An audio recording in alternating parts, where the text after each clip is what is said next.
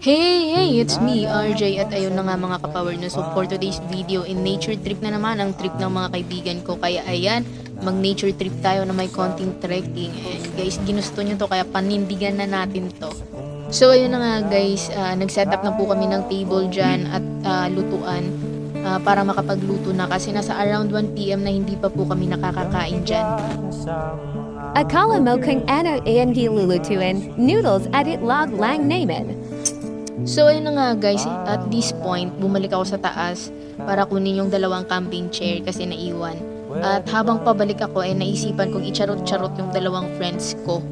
Andito po ako ngayon sa Sapa, so magka-camping po ako ngayon dito. Pero parang may nauna na po sa akin.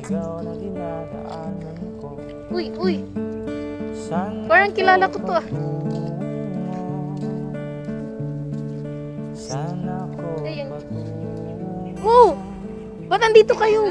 Ba't nandito kayo? Sino ka? Oh my God! Ba't nandito kayo? Paano kayo nakarating dito?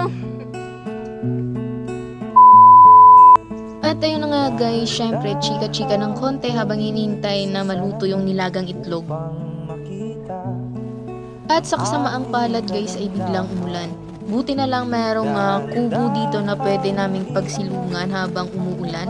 So ayan guys, naging primitive life yung eksena namin dito habang umuulan. At habang hinihintay namin tumila yung ulan guys, ay may isang sakuna na nangyari na nagpanik kami. Biglang tumaas yung tubig sa Sapa at hindi na namin alam kung paano kami makakatawid pabalik doon sa aming sasakyan. Nag-overthink na sila kung paano kami makakaalis doon, kung bababa pa ba ulit yung tubig, kung makakatawid pa ba kami. Camping goes like this. At buti na lang sa ilang oras na paghihintay namin ay bumaba din yung tubig.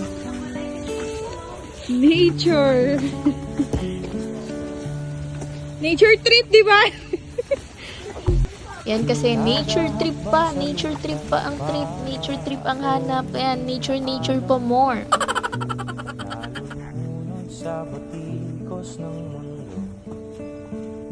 Guys.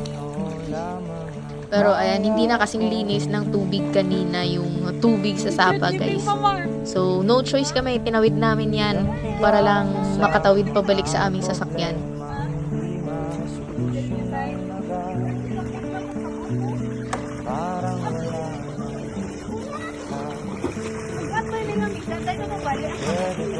Gosh, Mia. Nabasa na ako. Malakas wala dito. Ay, baka mabasa yung ano mo, medyo. At ayun na nga, nakasurvive kami, nakatawid na kami. At ayun na nga guys, no, hanggang dito na lang until our next adventure. Bye-bye!